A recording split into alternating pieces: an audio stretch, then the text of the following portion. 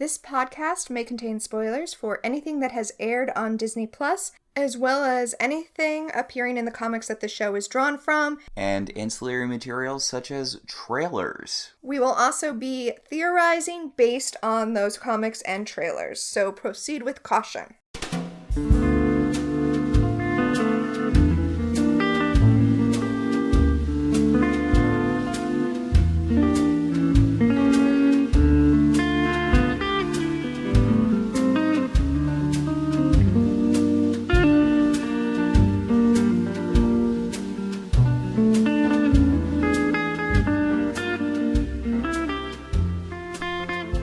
Welcome to Westview. I'm Max. And I'm Tina. And we are here to discuss episode 6 of WandaVision. All new Halloween Spooktacular.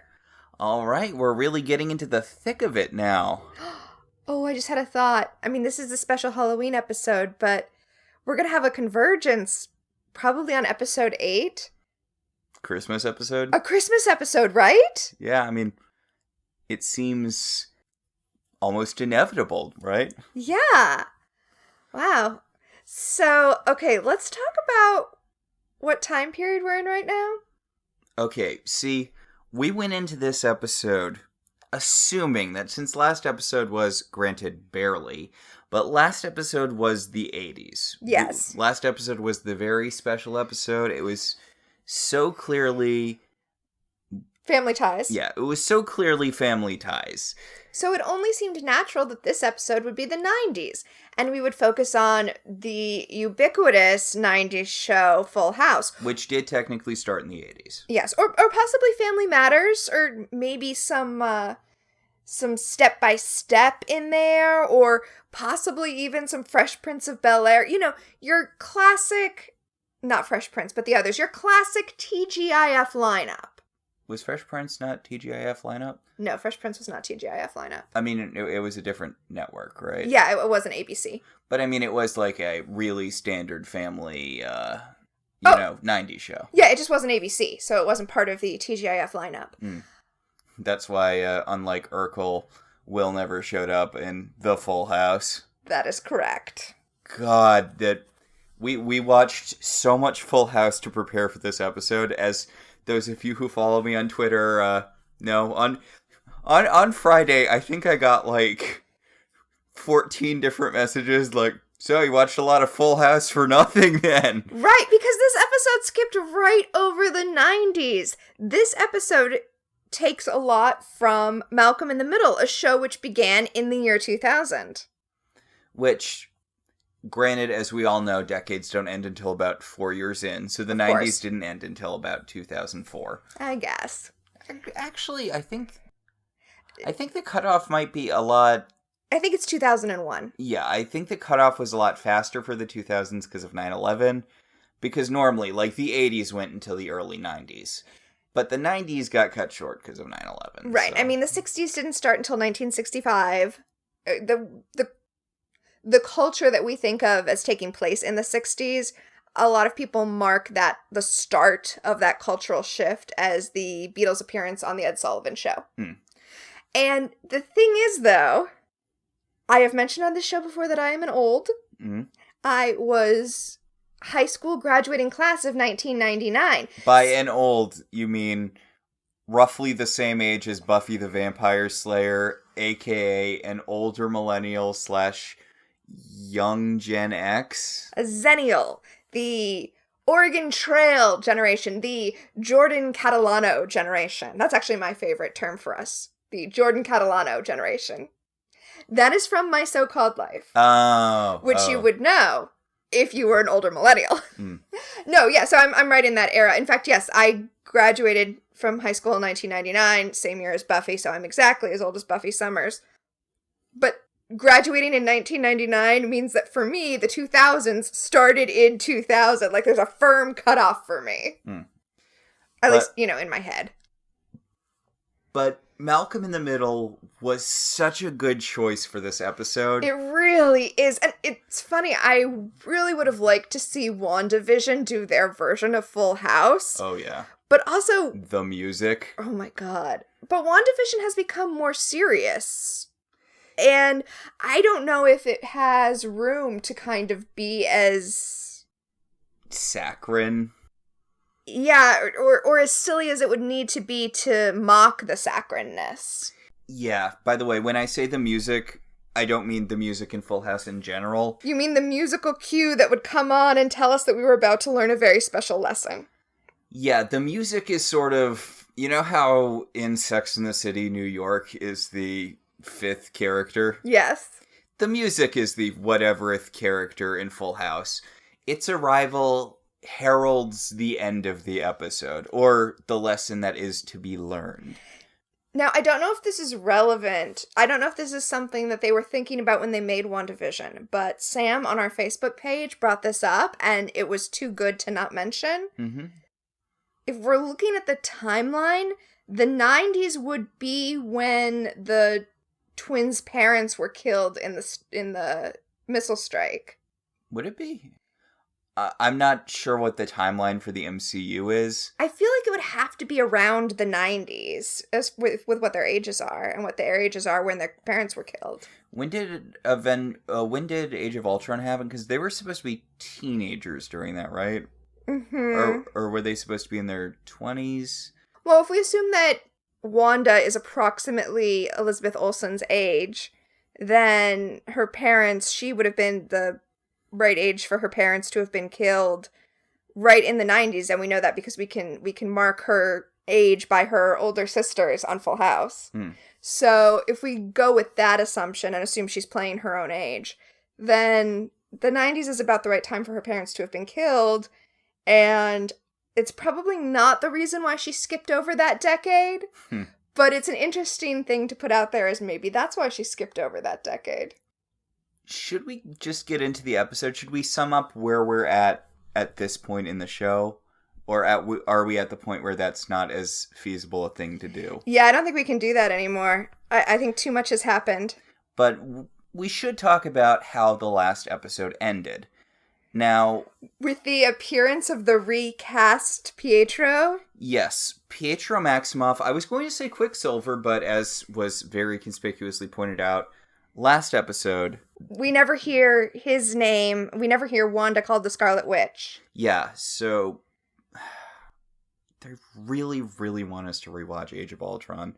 Or alternatively, Civil War. I'm going to throw this out there because someone tweeted this to you. And then they deleted it before I got the chance to like it. Yeah, but it was really funny. I was going to retweet it from our account. But somebody tweeted the fact that we watched all of that Full House to prepare for WandaVision. Like 6 seasons of Full House. And neither of us is willing to go back and rewatch The Age of Ultron. Says a lot about how disappointing that movie was. Yeah. So, Pietro, Wanda's brother, was killed during Age of Ultron. He was shot trying to save Hawkeye and some rando civilian person. And Wanda's grief about Pietro hasn't really appeared in any of the Marvel movies, but they also don't really give characters time to have emotions in those movies. I really wish I had saved this. I didn't know I was going to bring this up, but I saw someone tweet earlier today that everybody's making all of these guesses about who the big bad is going to be in WandaVision, and maybe the big bad is just grief. Which I don't think is how it's going to turn out, but it's definitely the way it's been structured so far. Is this the first time the previously ons give us a flashback to one of the movies? It is. This is the first time that a previously on has included a scene from Age of Ultron, which it does. We see Quicksilver's death from the Age of Ultron. Specifically, I think, so that we can see that Pietro is being played by a different person. In fact, by Peter. Yes. God, I hate that they called him Peter Maximoff in the X-Men movies. It honked me off so much. I get it. The whole Pietro and Wanda thing was a reference to Peter and Wendy. They were the lost boy and the lost girl. But that's more reason not to change the name to Peter. Yes. But honestly, I know casting Evan Peters is, they recast him. But honestly, if they had gotten Aaron Tyler Johnson back. Mm-hmm. Have you seen pictures of him recently? I have not. He went full bear mode, so if they had got the original actor back, he would have looked like a different person anyway. Yeah, so that is what happened at the end of last episode. Wanda's dead brother returned, except it wasn't her dead brother from the MCU, it was her dead brother from the Sony X-Men movies. So the episode opens with the credits, which, right off the bat, it's a Malcolm in the Middle riff. Yes. It's a camcorder going through the house. Unlike Malcolm in the Middle, they don't have the cuts to other media, which I kind of wish they had done. But it's Billy and Tommy taking a video camera around the house, catching their parents at embarrassing moments, Wanda in the bathroom with her hair in curlers, Vision reading the newspaper, which then gets taken from one of the boys, and then Vision hits one of the boys with the newspaper. The lyrics, I kind of just want to post the lyrics. You know what? I'm just gonna read the lyrics to the theme song. As you pull that up, Agnes is in the opening credits. She's been in the opening credits before, but here she has equal billing with everyone in the Maximoff family. It's true, she's actually in their kitchen, like, raiding the fridge when the camera catches her. And she has those word pants that were so popular in that general time period. There was one of the moms at my school when I was that age wore pants with words on the back. Specifically, Agnes is wearing naughty pants. It says naughty across the rear end. Right. Which... they're like Juicy Couture sweatpants, but, naughty. Yes, which some people are taking as evidence that she is the big bad. I'm more and more thinking that, we'll talk about it as we get into it. Yeah, there's a scene with Agnes. Agnes isn't in that much of this episode, but the scene with Agnes, for a lot of people online, seem to confirm that she is under the sway of the town, that she is an innocent who got caught up in this. And I'm like, that's not really what I got out of the scene with her. Yeah, that scene did not confirm that for me. And also, I'm still going with her being Agatha Harkness. It's just, I now think she's here to help Wanda, not that she's the person who did it. I still think that she might have been the one to set it up. Oh, so here are the lyrics to this theme song. WandaVision. Don't try to fight the chaos. Don't question what you've done. The game can try to play us. Don't let it stop the fun. Some days it's all confusion. Easy come and easy go. But if it's all illusion, sit back, enjoy the show. Let's keep it going. Let's keep it going through each distorted day. Let's keep it going, though there may be no way of knowing who's coming by to play. Right? The boys are running around the house in the intro. They catch Agnes. They have kind of this selfie-esque thing with her. The boys are credited with Agnes. Everyone's getting their own, respective line, Wanda, Maximoff, Vision as their thing. The boys share one with Agnes, sorry. We didn't point out last episode, but we talked about it some later, that every time the boys either aged up or tried to age up, it was when Agnes was there. Yes. So their powers, as you pointed out off the air, don't really include the power to age up the way they did. But yes, the first time it happened was right after Agnes had sprayed them with that lavender oil, and she was there the second time they aged up, and the third time when they were about to age up, but Wanda stopped them, also in front of Agnes. Although, as I mentioned, theoretically either one of them could use their powers to age up. Right. But it doesn't seem like they did. Like, the aging up thing seems kind of separate from their powers. And it kind of seems off the table at this point. Yeah, there's no talk of possibly aging up in this episode. So the last person in the credits is Pietro Maximoff as himself. Which makes sense. That is kind of how, that last credit is usually, and this person as whatever. And starring and featuring Holly Marie Combs. Yes, go for later episodes of Charmed. It just seems like they're really hammering home, no, this is Pietro. And Pietro Maximoff as himself. This is Pietro. Don't worry about it. I really wish they had taken more cues from Malcolm in the Middle. I feel like they're moving away from aping the cinematography as directly as they used to. Yeah.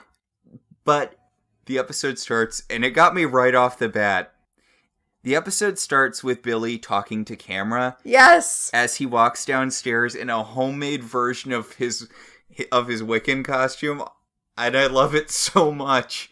I know the reason Billy, Pietro, Wanda, and Vision all get versions of their classic comics costumes, and I know it's one of those like tongue-in-cheek, haha, aren't the comics stupid things to have them in their like classic costumes. It's like a joke. But not for all of them, but specifically for Billy and Wanda, I feel like most of what it proves is with a little reworking, yeah, they could just do more comics accurate costumes and it would look good. Right? Just do the costume. It's what we want to see. Yeah. I mean, Wanda's headpiece, tiara, I'm not sure how one would refer to. I would call it a headpiece, the way it's drawn in the comics, and maybe like a tiara, the way she wears it in this episode, because they did shrink it down a little bit. Yeah.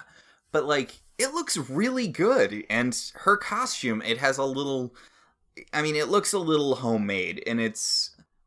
We'll talk about it when it shows up, but I feel like it proves that you, honestly, with a few alterations, you could just have her wear a really comics-accurate, good-looking Scarlet Witch costume. Yeah.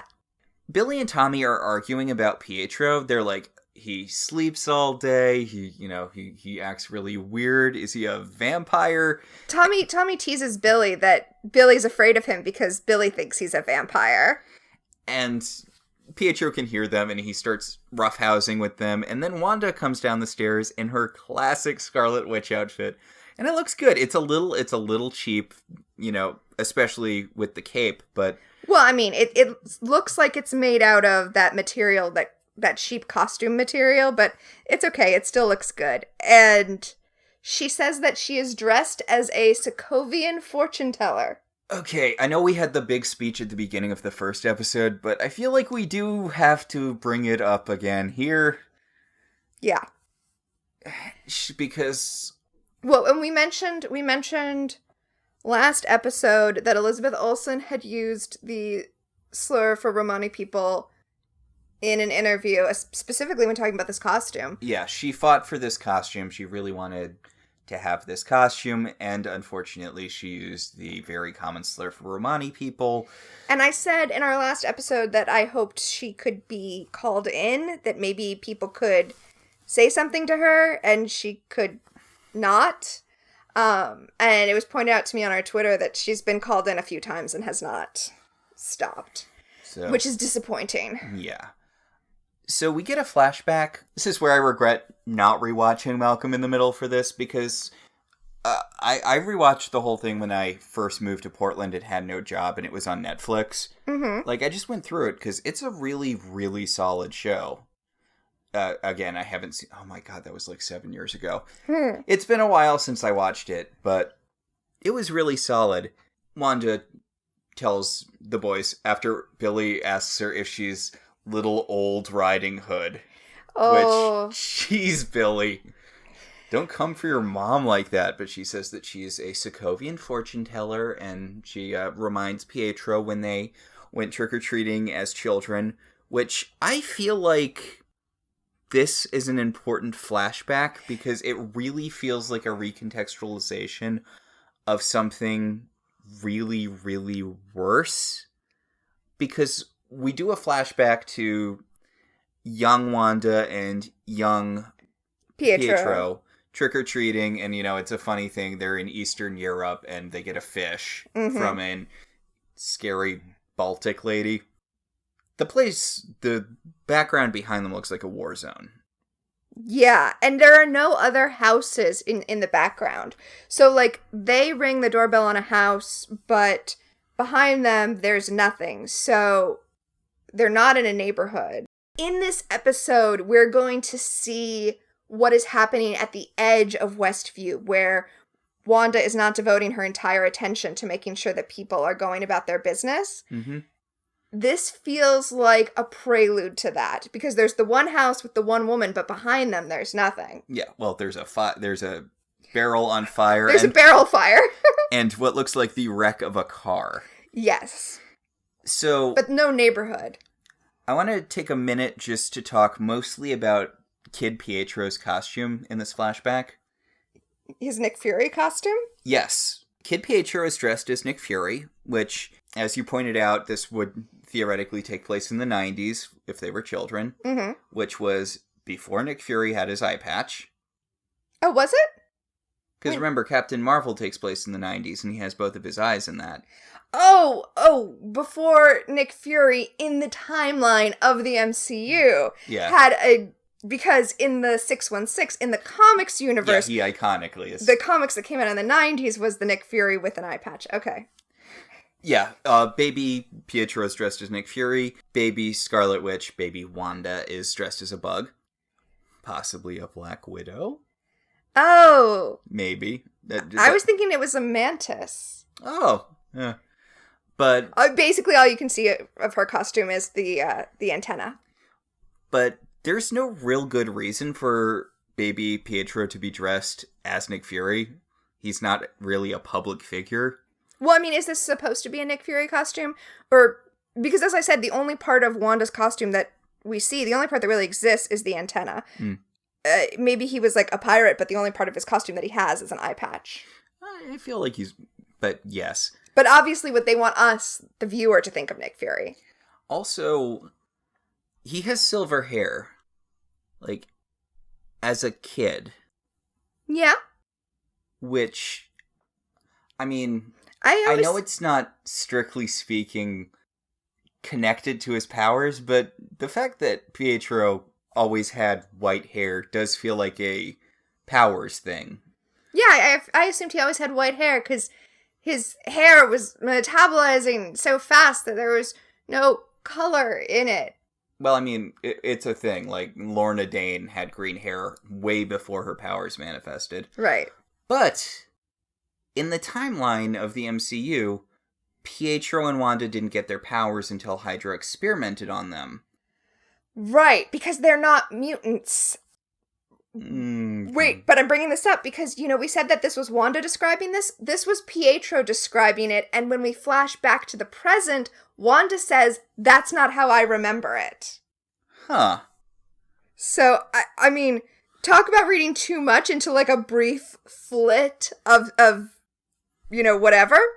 But the fact that Pietro has white hair in the flashback that he is recounting implies that he had some power, even if it had not yet manifested, which means that we're going to think mutant, as in the X-Men, as in the Sony X-Men movies, whereas here in the MCU, he is not a mutant. He got his powers through scientific experimentation. Honestly, I know it's probably not going to be the case, but I'm still a little bit hanging my hat on this is X-Men Pietro, and they just, who got called into this universe and got overwritten with whatever universe number the MCU is Pietro's memories. Mm-hmm.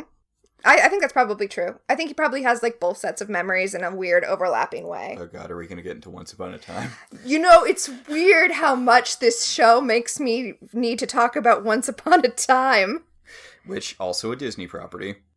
So, since Billy is the Malcolm of this piece, he talks to the camera about how Wanda's been really weird since Pietro got here. Mm-hmm. And how things have been really uncomfortable between her and Vision. Also that Quicksilver and Vision don't super get along, which, I mean, you'd expect that, right? They're brothers-in-law.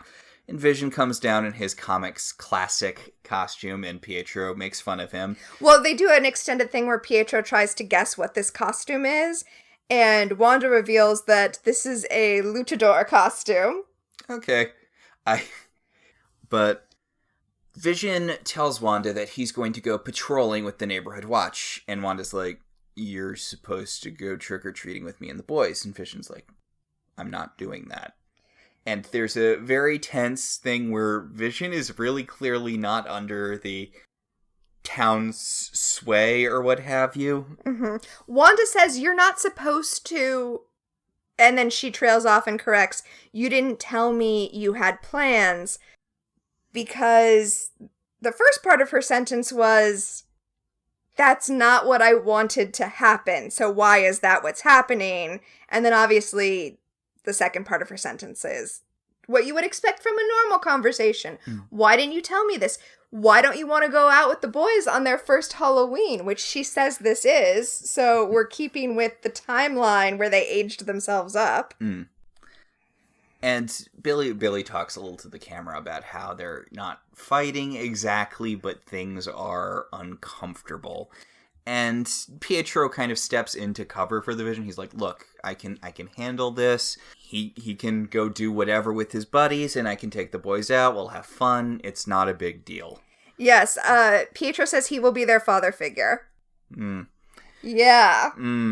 I have a thing with that where people are always like, oh, clearly Pietro's the boy's real dad in the comics because, oh, no way the Vision could get her pregnant. And it's like, well, I mean, Pietro was on the moon when Wanda got pregnant, so, like, that wasn't going to happen anyway. Also, they're brother and sister.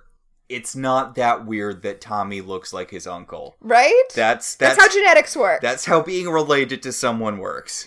So... Also, I really love Tommy has not been wearing a costume. Billy asked him earlier, like, what are you going as? And Tommy says, I'm going as the cooler twin. And Pietro kind of takes the opportunity to, when he dresses himself up, he wears he zoops into a comics-accurate Quicksilver costume, including the hair, which has always driven me nuts, because Comics Pietro has the weirdest effing hair in a universe that has Wolverine in it. Well, I mean, he has to have the weirdest hair, because it has to match whatever is happening with that headpiece that Wanda's wearing. Yes. So he zoops himself into not only a comics-accurate Quicksilver costume, but comics-accurate Quicksilver hair with the little deedly... hair horns. And he zoops Tommy into, like, a mini Quicksilver outfit, which is, it's very cute. And Wanda's very exasperated, but she's like, you know what? We'll have a good time. Come on. I will roll with this. She tells Pietro that they are a respectable family, so she needs him to behave respectably.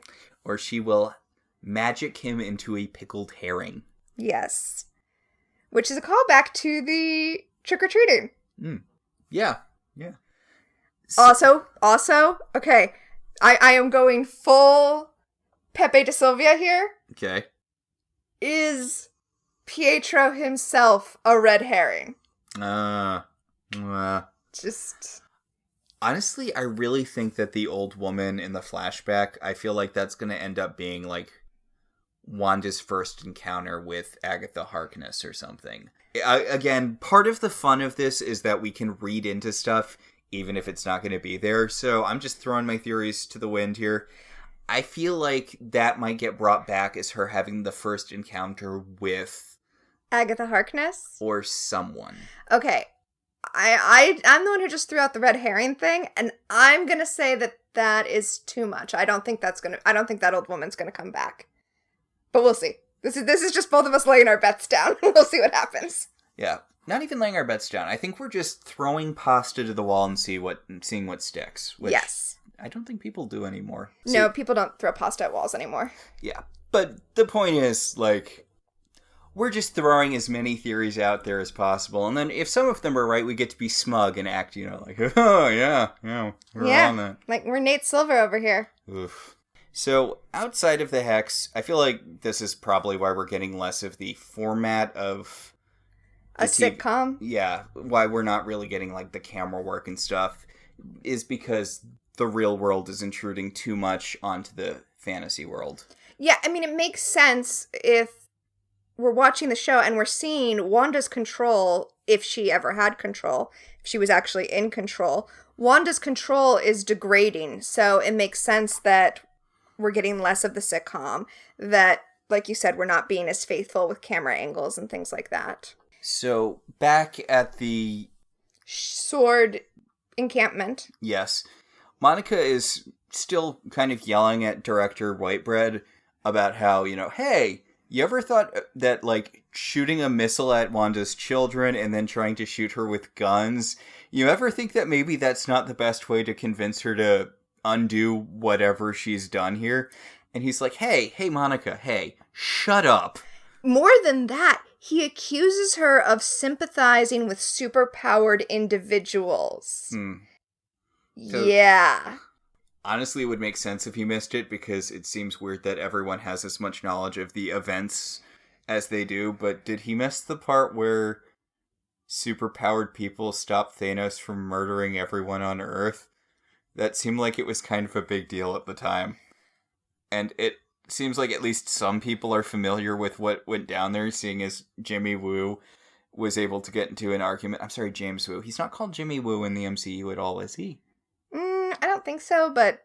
It's what the character's called. But Agent Woo pretty definitively seemed to know what happened, in the last battle of Endgame. And he's pretty high up, but it still seems like it's common enough knowledge. Well, also, he's in the FBI. He's not even part of SWORD. Yeah. SWORD, you have to think, knows exactly what went down. I've heard a lot of theories that director Hayward, I think, is actually Ultron. A lot of people, because there was a thing where Ultron infiltrated S.H.I.E.L.D. or something, disguised as some guy. I don't know, some white guy. Interesting. Well, Director Hayward, first of all, he tells Monica that she doesn't know what's going on because she was out for 5 years when everyone was blipped. Screw you, Director Hayward, number one. And then he orders her and Agent Woo and Darcy out of the encampment. They are no longer part of this mission. Yes, they've been too compromised because they're too sympathetic to superpowered people, which, come on, dude. Be aware of genre fiction. Poor Darcy, she just wants to see how the show ends.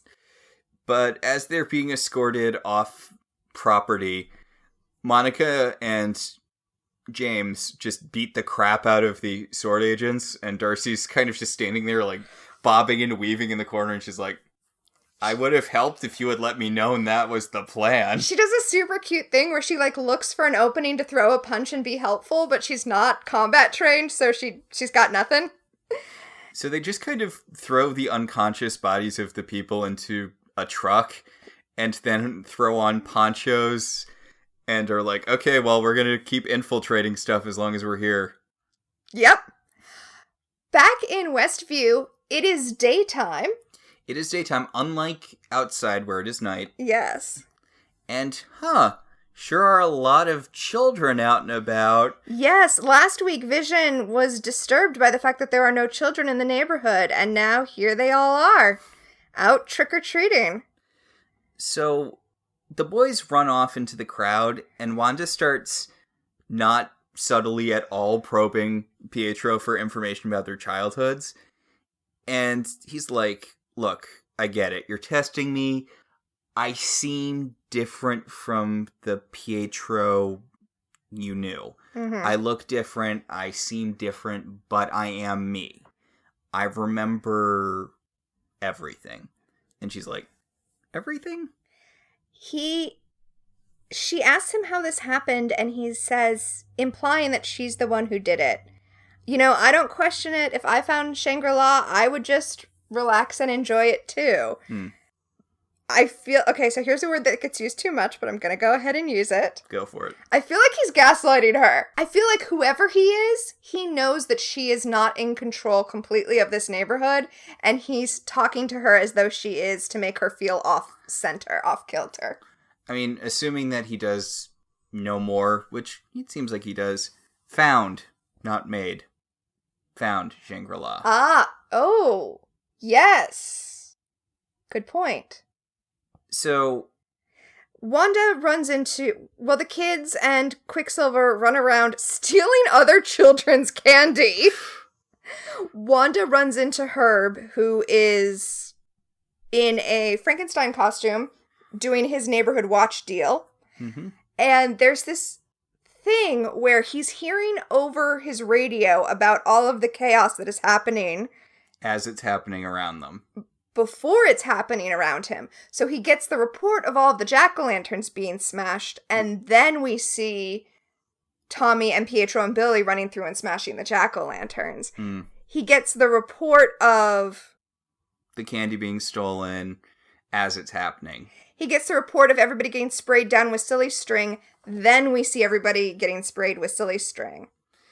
And Wanda's like, maybe Vision can help you out. And Herb's like, Vision's not doing neighborhood watch stuff tonight. And Wanda's like, really? Busted. Okay, and then Herb is like, don't send me to the cornfield, Wanda. What do you want changed? I'll change it. And Wanda's like, no, it's fine. It's fine. Don't worry. Everything's fine. But this is a truly frightening moment, right? Like, who are the people who have broken through that we've seen to realize that this isn't right? We saw it with Norm when the Vision phased out his brain. Yeah. We saw it with Agnes, Agnes. And I guess we did see Herb and Agnes talking over the fence before. Herb and Agnes. Yeah. But this is Herb pulling essentially the same thing Agnes pulled on Wanda last week, where he's like, do you want me to take that again? Yeah. What do you want me to change? Just give me my direction. What's my motivation? But she kind of breezes past it, and she's like, So, I do really love how subtly it becomes night in Westview. Yeah. Because it happens through a series of cuts between different characters. And we have Vision walking just more on the outskirts of town.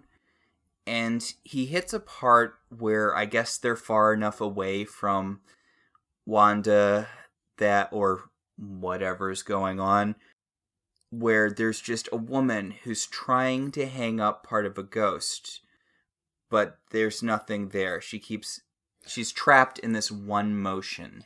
Right. Well, it's not that nothing's there. There is a bit of fishing line that she could hang it on. It's just that she's trapped doing the same motion over and over again. And behind her, you see her husband and basically they're just like little GIF loops. He's setting down the pumpkin. He picks up the pumpkin. He sets down the pumpkin. He picks up the pumpkin. Vision sees, and we see like a single tear going down this woman's face. She's conscious, trapped in this movement. It's horrifying. Commercial break. This is the most disturbing commercial we've got out of all of the commercials thus far. It's the first, as far as I'm aware. I don't think the woman voiced anyone, but it's the first to not feature the woman who has been in all of the commercials thus far. And it also seems like it's the first to not directly reference Wanda's past. Commercials in the 90s just did weird shit to kids. Well, I don't know if you were... This commercial is very much out of my childhood. I'm not sure if it fell outside of the range of yours. But this was really a kid body horror commercial. We should talk about what the commercial is first. Okay. So there's a little boy.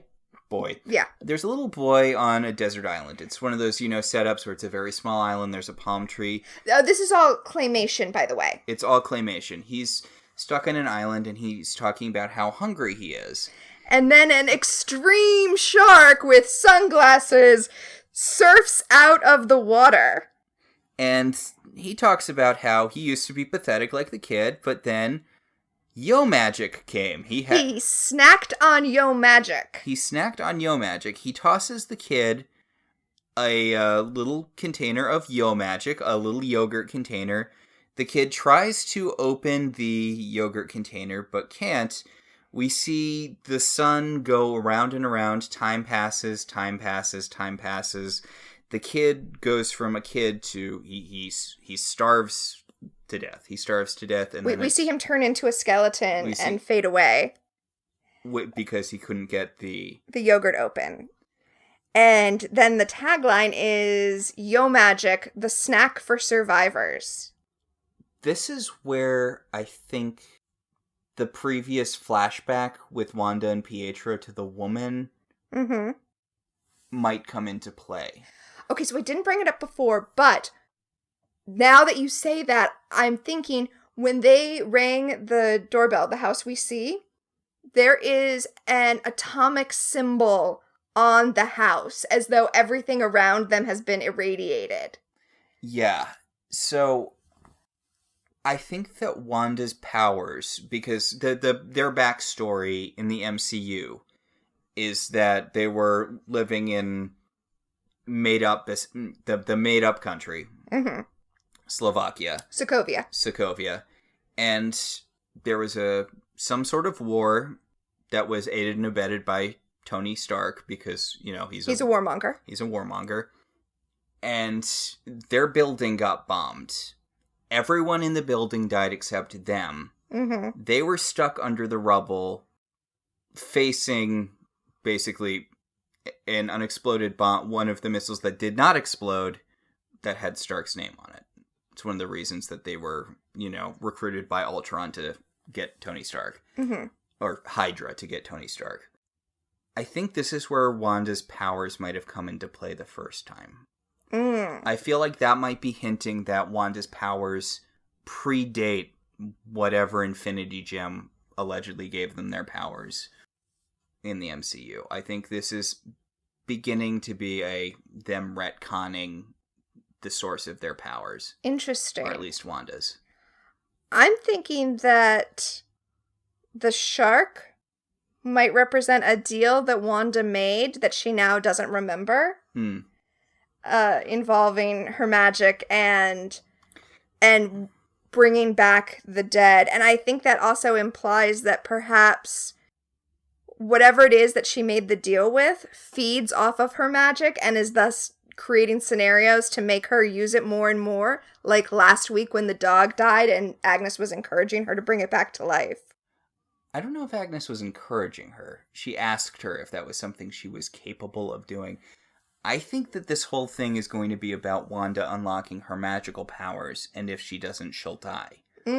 Just like the child couldn't unlock the magical powers. Yeah, he couldn't open the Yo Magic, so he died.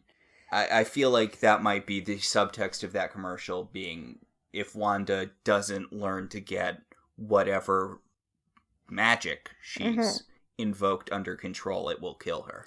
So, it's now night in the real world. The Maximoffs walk past a Coronet movie studio. I'm used to Coronet being it was this movie studio that did a series of like cleanliness and you PSAs in the 50s. Oh, weird. I mean, it just means crown. So yeah, I'm sure. I'm 10,000% sure it's not a reference to an old PSA film production studio. But you know what is an Easter egg is the movies that are playing at the theater. The Incredibles and The Parent Trap. Yep. Parent Trap, the original Twins movie.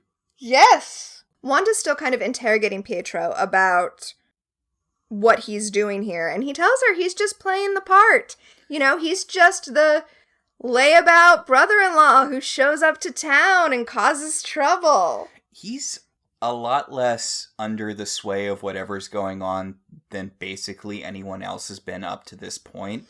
He mentions to her, like, he tells her, details are fuzzy. He remembers broad strokes of his life, which is what really makes me think that this universe's Pietro's memories are just kind of layered on top of his. And he remembers getting shot. He remembers dying the way Pietro died in the MCU. He makes fun of it, though. He says, I remember going out like a chump. Yes. That was a terrible way for Quicksilver to die. I mean, he's Quicksilver. He did go out like a chump. Like, come on, dude. I feel like if you have enough super speed to push someone out of the way of bullets, you could avoid being hit by those bullets yourself. Right?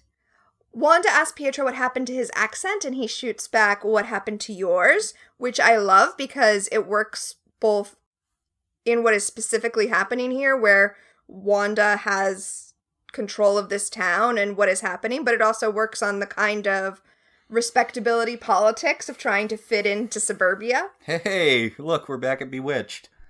There you go. So they turn to the boys and Tommy's like, we need to hurry. They have full-size candy bars in this one neighborhood. And he rushes off, and they realize, oh, you have super speed. So this is the first hint that outside of the aging themselves up thing, the twins have powers. So Tommy's like, oh, yeah. And he's zooming around, and Wanda makes him stop, and she's like, okay, look, go use your super speed, take your brother, but don't go past Ellis Avenue. Actually, she says, and the twins say in unison, don't go past Ellis Avenue. Is Ellis Avenue named for Warren Ellis? That seems like a weird pull, doesn't it? It seems like a really weird pull. Like, if you were going to reference any writers, that doesn't seem like the first or even the 10th one you would reference. Yeah, I mean, Bendis would probably be a place I'd definitely go before then. Claremont Avenue? Well, I'm thinking more people who are directly involved in Scarlet Witch stuff. Engelbert Avenue. Englehart, sorry. But, like, I have to imagine that Ellis was not a reference to Warren Ellis because... That would just be too... It would be a really weird pull. Yeah. So, the boys zoom off. Tommy is super speeding Billy. And we cut back to James and Darcy and Monica. Yes, they have snuck back into one of the rooms in the S.H.I.E.L.D. encampment, and they are watching... WandaVision, just like us. Well, Darcy hacks into Hayward's devices to figure out what is happening. And she finds out that he has a map of the town, and he has kind of a heat map where he can see where all of the people in the town are. And Darcy notices that people in the center of the hex are moving around, being people, but people on the outside of the hex are hardly moving at all. And also, one of the signals is obviously vision, because you can see the vibranium. Well, at first, they notice one of the signals is flashing, and they're like, oh, that must be Wanda. He must be keeping track of Wanda. And then Darcy's like, no. It's vision. You can see it's the vibranium. Which one... I mean, I guess it would make sense that they would have a tracker in Vision, given whatever they were doing to Vision when Wanda stole his corpse. Well, I mean, I don't think it's a tracker. I think he's actually literally tracking the radioactive decay of the vibranium. Mm. So, Vision is going as far into the outskirts as he can. Everyone's frozen now. Just... It's very unsettling. It's like that scene in Wrinkle in Time. In the suburbs there. Man, the suburbs being a creepy place just never stops being a thing, does it? Like, that's a well that never runs dry. Thanks, John Waters and or Tim Burton. I mean... Those are two weird people to have in the same breath. But also, like, John Cheever. There's just a flash of this. But one of the trick-or-treaters that we see is dressed as a skeleton, and it's way too realistic. It definitely, for me, feels like it's calling back to the commercial where the kid, like, starved into a skeleton. Like, it's clearly a kid who's trick-or-treating because she's holding a sack, for her candy. And you can see her pigtails behind the mask. But it is ultra realistic, like... Disturbingly so. Yeah. It is pretty freaky. She and her friend, sister, who knows, they're being watched by a woman who, at first glance, we thought might be wearing a Star-Lord costume, but she's just a woman wearing a pumpkin necklace and a kind of reddish overcoat thing. Yeah, I know. When I first saw her and I just saw the two big pumpkins that were kind of near her ears, I thought that was the headphones from Star-Lord's Walkman. But no, just a pumpkin necklace, sadly. So, Vision starts walking towards just the middle of the cul-de-sac, and we get a kind of swooping shot just of the eerie stillness of everything. And he zoops back into his regular Vision outfit. Yeah, which is, basically just the MCU version of what he was wearing. It becomes, his uniform with the cape. And he flies out over the town so he can kind of get a look at everything. And he sees that there are lights along the street that borders the town, and there are lights in the center of town, but, the further out you get, the less there is to see, except a car at the very end of Ellis Avenue trying to get out. A lot of people said that this is proof that Agnes, still can't help myself several episodes in. This is proof that Agnes is under Wanda's sway, but everyone else here is frozen and she's not. Vision goes down. He lands next to her car. She's just sitting in her car in a place where everyone else in town is frozen. And she asks him, she's like, do you know where the town square fair is? And he says, I imagine it's in the town square. And she's like, oh, I must have got lost. Okay, before we go too far with Agnes, can we bring up the fact that she is dressed like a witch? Yes. Yes, Agnes is dressed as a witch. Which, God, I hope they're not jerking us around with the whole Agatha Harkness thing, because they're laying it on so freaking thick.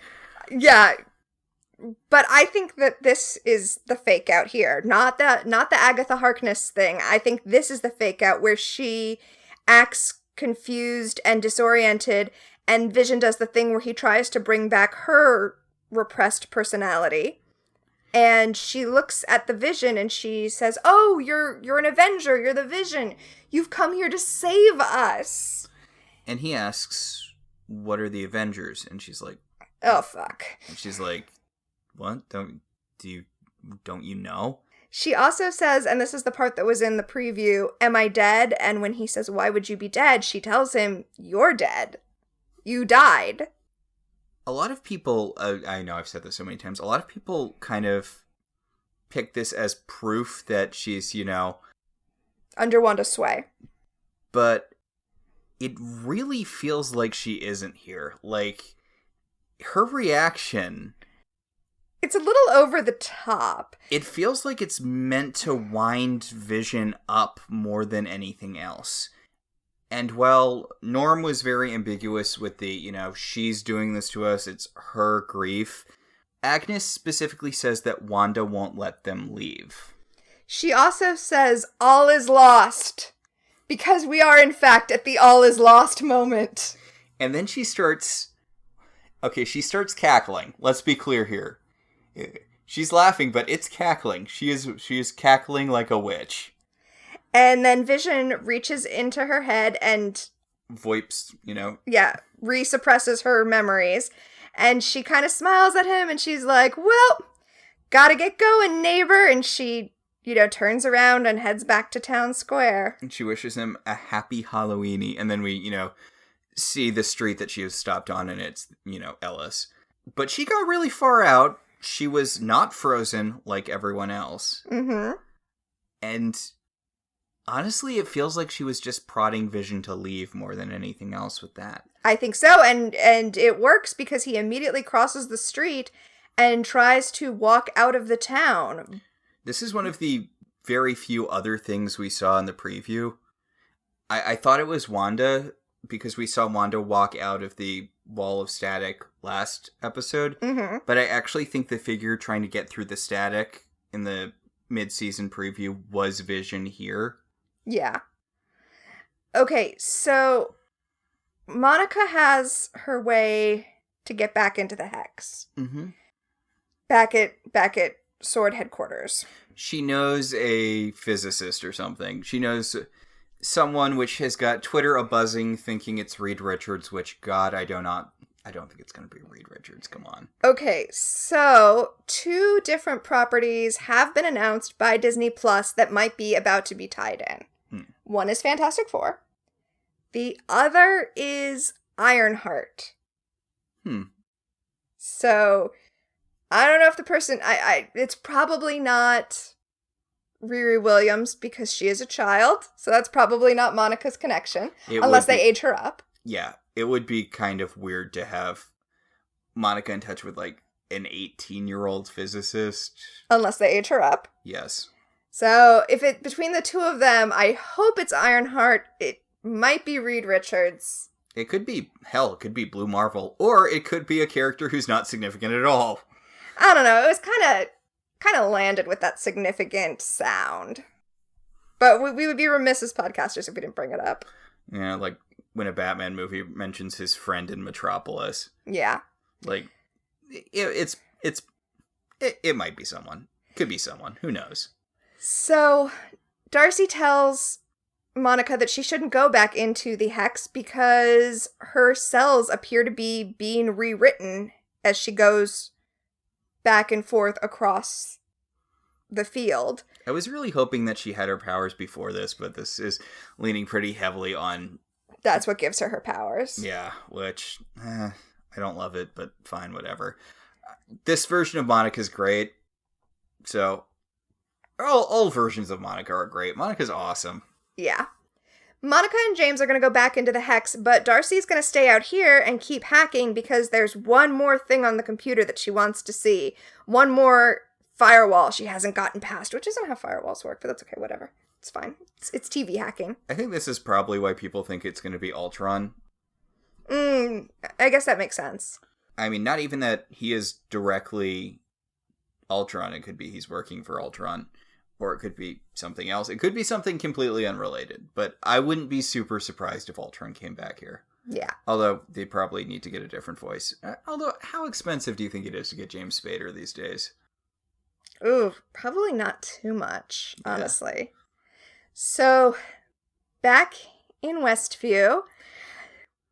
Pietro's really rubbing up against that fourth wall there. Well, Pietro also says... Damn, if Westview, New Jersey isn't charming as hell. Charming as hell. Because, there are some people who are theorizing that Pietro is actually Mephisto. Oh, yeah, I could see that. But he talks about how it's smart of her to arrange an event where you can see all of the children in one fell swoop so you don't have to wonder about the children. It's like, so the rest of the time, they're at school. They're, in their beds. You don't worry about the fact that you don't see kids here. As long as you have this one event establishing that there are children in Westview. And she's like, I really don't know what you're talking about. And he's like, yes, you do. Come on. It's just me. You can be open and honest with me. He actually references that they're in a TV show. He says, no need to traumatize the children outside of a holiday episode cameo. Yeah. And Wanda asks him, she's like, do you think what I'm doing is wrong? And he's like, no, I don't think what you're doing is wrong. But he wants to know, how is she doing it? Like, he's pressing her in a way that makes it clear to anyone who's familiar with television that he is not an ally. Mm-hmm. Because he's trying to get to the core of what it is that she's doing. What is her power? What magic is doing this? Yeah, he's like, how did you do this? Like, I'm not judging you for doing this, but how? And she tells him, I don't know. I don't remember how this started. I remember feeling alone and then this. I really don't think that she created it. No, I don't think so either. But when she looks over at Pietro after kind of going deep into what it is that happened, like exploring her grief, as soon as she lets that be a thing that she thinks about, she looks over at him and she sees him dead and with the wounds that killed MCU Pietro. The bullet holes. Yeah. So, meanwhile, Darcy has just gotten into the secret files. She, has a Hayward, you bastard. And you tricky bastard, you sneaky hobbit. And then, whoa, red alert. Darcy also notices the thing that's causing the red alert. The Vision trying to walk out of the Hex field. Yeah. Not the best idea, bro. No. We get this extended science fiction sequence where he, fights his way through it, and you can see that it's still holding on to him and, trying to pull him back in. A bunch of sword guys in hazmat suits run out to where he's trying to break through, and they're just like watching him fight his way through and lie on the ground while pieces of him fly back into Westview because he's not alive outside of Westview. And Darcy breaks her incognito-ness to be like, what the? Help him! What is wrong with you all? I mean, honestly, the thing that seems like it would be the most helpful to him is to shove him back in. Right? But in the center of town, Billy is getting a mystical woozens, and his powers manifest for the first time. He uses a hex to stop Tommy. Tommy's running at full speed, and Billy stops him with a little... He's got the little blue hex things that he has in the comics, because... That's the color of his magic. They don't follow the exact scheme, the exact color schemes. Like Wanda's magic is red, Billy's is blue, like it is in the comics. Tommy's super speed usually manifests as green, but it makes sense that it's blue here because he's wearing the Quicksilver outfit. Yeah, Quicksilver's blue outfit. Yeah, Quicksilver did not have his green outfit in this universe. Yes. So Billy finds Wanda and tells her that he can sense that there's something wrong with Vision. There's something wrong with his dad. His dad is in trouble. And Wanda's like, Billy, you need to focus. Tell me where he is. And outside where he is, Darcy is getting arrested because these agents are worthless and they can't even take a second to save Vision before they have to handcuff this astrophysicist to a car. And Billy's panicking in front of Wanda. He doesn't know what's happening.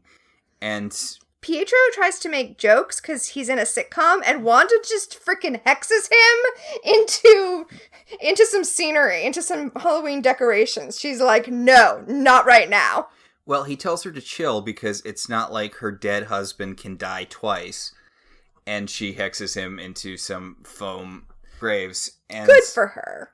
And she tells Billy that he needs to concentrate, he needs to find Vision. And he tells her that he's on the outskirts of town.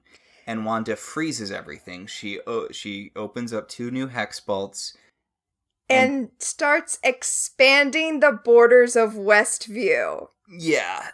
So it starts catching all of the S.H.I.E.L.D. agents. Director Whitebread hops in a car with some people. Leaving Darcy there handcuffed. And she's like, are you kidding me right now with this? I love how they do that thing that TV shows do.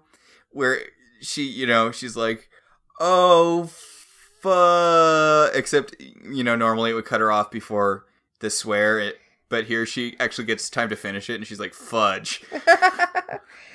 As the hex field is expanding, we see it, for instance, take over the tents that were the sword encampment and turn them into circus tents. It turns the agents into clowns, although I would argue some of them were already clowns. Wah, wah. We don't see what happens to Darcy because this show is super mean, so we have to wait till next week to see Westview Darcy. Director Whitebread manages to escape. Of course he does. As does, apparently, Monica and James Woo. Yes. But the borders of Westview have expanded. Yeah. And that's it. That's this episode. They tease you.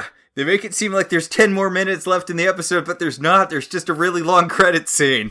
I mentioned before that we have been talking about who is the villain on this show, and I just want to comment on another meme I saw where... The best villains of the MCU meme. Yeah, and one of the greatest villains of the MCU was It's a picture of Thanos, it's a picture of Loki, it's a picture of Killmonger, and a picture of the please stand by screen that happens at the end of episodes of WandaVision. Okay, so I know we're probably too far past it at this point. It's my one thing. I wish this show had stayed in the Malcolm in the Middle parody a little longer. I wish that had been more of the episode. It's just all happening too fast. Yeah, which, I mean, it's good. It's good that the pace is keeping up. I just want more. Yeah, one of the... I feel like I repeat myself so much. One of the things that makes Marvel movies hard to revisit is the fact that they kind of drag a lot in the middle. Mm-hmm. And it's sort of... They can be a slog to get through. They're fun popcorn movies for the most part, but really you're just waiting for cool action scenes.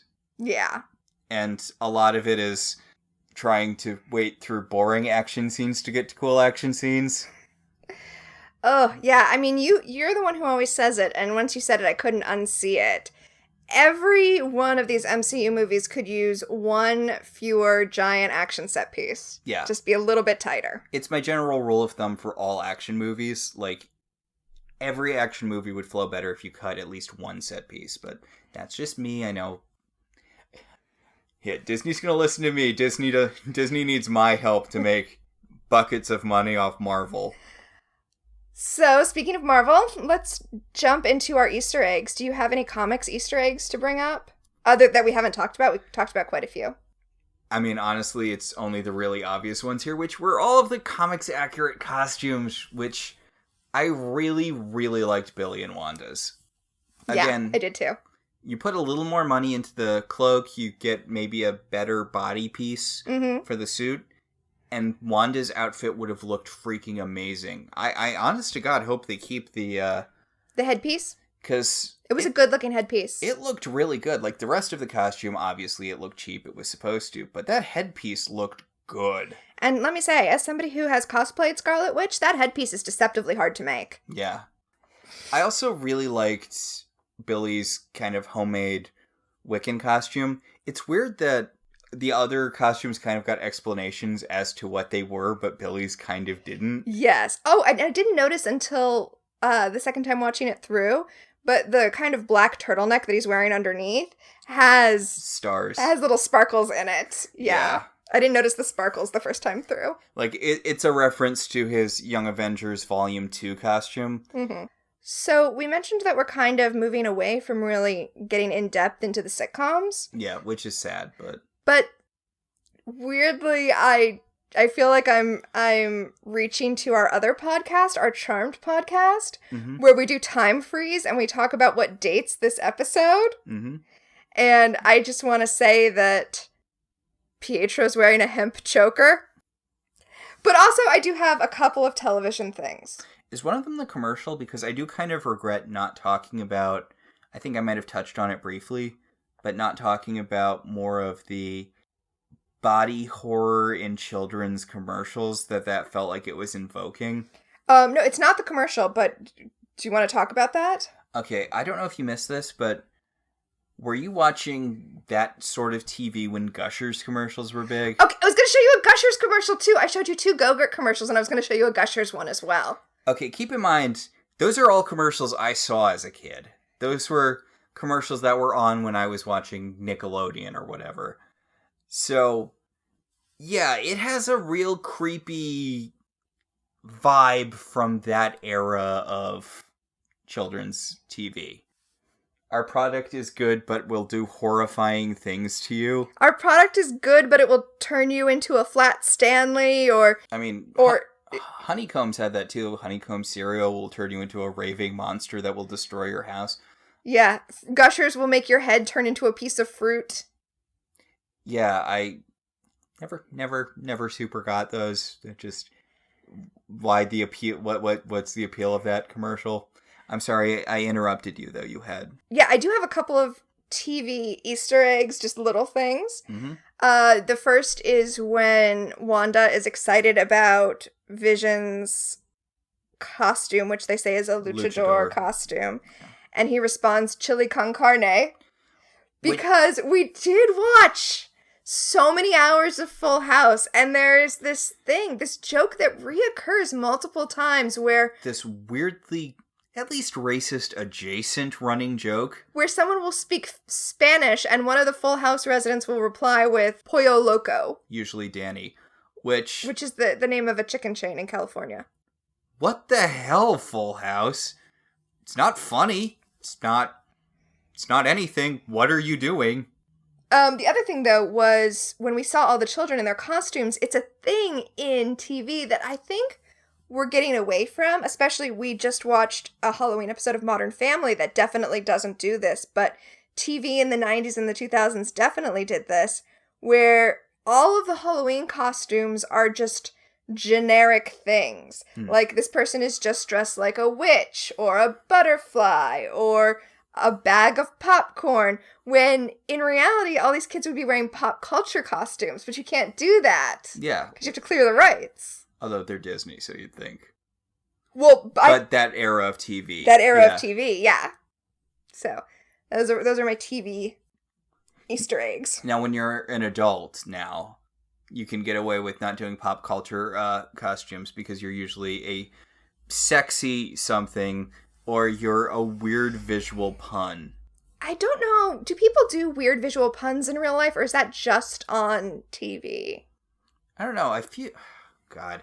Now I have to think back to Halloween stuff. God, it's been so long. I've been Waldo of Where's Waldo fame for the past several Halloweens just because I have the outfit. Yes. But I don't know. I feel like it's a good idea. Honest to God, I might steal the Modern Family sugar daddy. Oh, that was terrible. Okay, that's fine. All you need is a baby Bjorn and a bag of sugar. And we already have a baby carrier. Yeah. I, one Halloween, went to a house party as Princess Bubblegum from Adventure Time. And I didn't know a lot of people at that party, and I ended up hanging out with the other people who were in Adventure Time costumes, even though I didn't know them. So I ended up hanging out with someone who was dressed as Prince Simon, or Simon before he becomes the Ice King.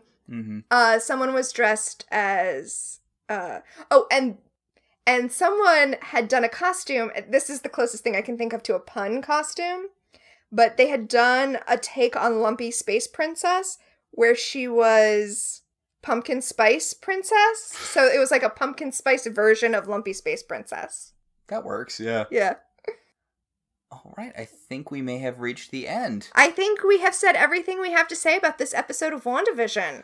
This show is partially listener supported. If you want to be one of those supporters, you should head over to our website, www.welcometotelevision.net, and click on our Patreon link. We'd like to thank our current $5 and above patrons: Beryl, Patricia, Sam, Cassidy, Alex, Alicia, Ryan, Maricruz, Rosa, Javier, Benjamin, Kyle, and Kate. If you'd like to support the show in other ways, you could always rate and review us on Apple Podcasts. It helps other people find the show. If you want to talk about this episode, or any episode of any television show, you should head over to our Facebook page, Welcome to Television. We can also be contacted at I Love TV Zines on Twitter, or at ilovetelevisionzines@gmail.com. So until next time, I'm Tina. And I'm Max. And this has been Welcome to Westview.